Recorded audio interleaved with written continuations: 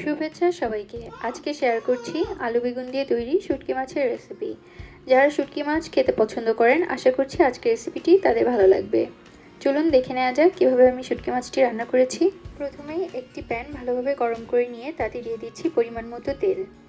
তেল ভালোভাবে গরম হওয়ার পরে দিয়ে দিচ্ছি 1 চা চামচ আস্ত জিরা। এরপর দিয়ে দিচ্ছি কুচি করে নেওয়া 1.5 কাপ পেঁয়াজ।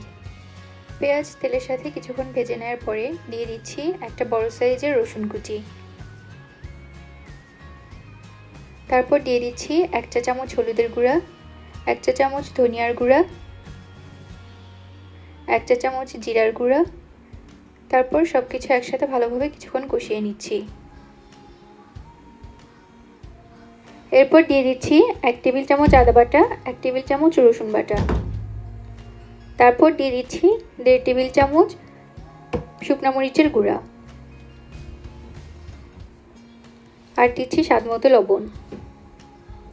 এরপর মশলাটা তেলের সাথে কিছুক্ষণ ভালোভাবে কষিয়ে নিয়ে দিয়ে দিচ্ছি পরিমাণ মতো পানি।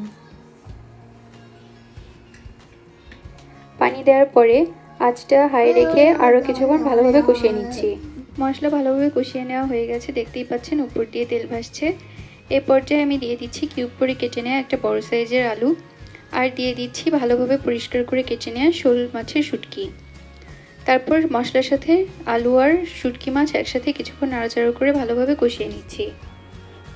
আলুগুলো সিদ্ধ হওয়ার জন্য আমি একটা ঢাকনা দিয়ে ঢেকে রেখেছিলাম, আর দিয়েছিলাম হাফ কাপেরও একটু কম পানি। আলুগুলো মোটামুটি সিদ্ধ হয়ে এসেছে। এখন এতে দিয়ে দিচ্ছি মাঝারি সাইজের কুচি করে নেওয়া একটা বেগুন।